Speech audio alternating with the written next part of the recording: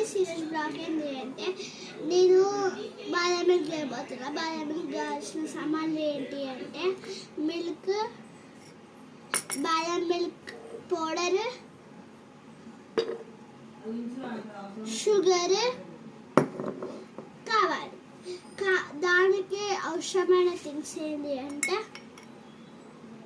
పాలు main thing.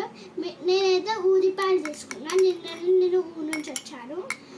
ఊరిపాలు బాగుంటాయి. ఊరిపాలు తీసుకున్నా. ఊరిపాలు బాగుంటాయి కాబట్టి నేను ఎన్ని రోజులు తాగా కాబట్టి చాలా బాగుంటాయి. ఫస్ట్ ఇంగ్రీడియంట్స్ ఏమేమి అడిగానో చెప్తా. ఫస్ట్ వచ్చేసి పాలు తీసుకొని ఒక గ్లాస్ అంతా మీరు తాగేంత నేను తీసుకున్నా. తర్వాత మీకు ఎంత కావాలో అంత తీసుకొని నేనైతే ఒక స్పూన్ ఆఫ్ బాదం మిల్క్ పౌడర్ వేసుకున్నా. కలుపుకోనా. మిగడ ఉంటే మనకి ఐస్ క్రీమ్ తిన్నట్టు టేస్ట్ వస్తుంది. నేను మిగడ ఎక్కువ వేసుకున్నా. మీకు సరిపోకపోతే కొంచెం వేసుకోవచ్చు. నేనైతే కొంచెం వేసుకుంటున్నా. ఇంకా కొంచెం వేసుకుంటున్నా లైట్గా. చూడండి ఎంత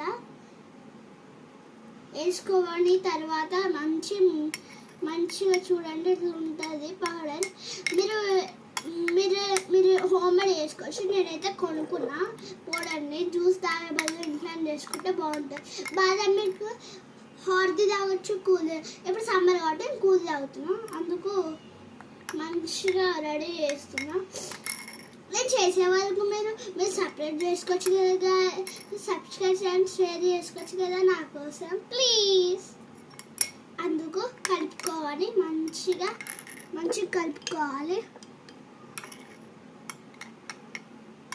కలుపుకొని తర్వాత నేనైతే స్పూన్ షుగర్ వేసుకుంటున్నాను. నేను షుగర్ ఎక్కువ తినాను. షుగర్ ఇంకా సాల్ట్ నేను తినాను. షుగర్ తింటే అదండి షుగర్ వస్తుందని. ఈ చిన్న వయసులో కూడా వస్తాయి కొందరికి. అందుకు నేను తినాను. నేనైతే ఫస్ట్ మంచిగా కలుపుకున్నా. టేస్ట్ బాగాలేకపోతే ఇంకా కొంచెం యాడ్ చేసుకోబోతా.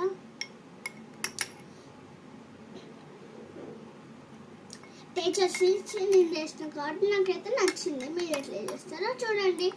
ఇట్లా ఉంటుంది మనకి. ఆలోగా మనం ఫ్రిడ్జ్లో పెట్టేద్దాం. నేనైతే మీదంగా కొంచెం బాదం మిల్క్ పౌడర్ వేసుకుంటున్నా. ఎందుకైనా మంచిది అని మంచిగా వేసుకొని కలుపుకోబోతున్నా. నేనైతే మంచిగా వేసుకున్నా. ఇప్పుడేమో మనం ఫ్రిడ్జ్లో పెట్టేయండి. అంతే, మన బాదం మిల్క్ ఫినిష్ అయిపోయింది. బాయ్.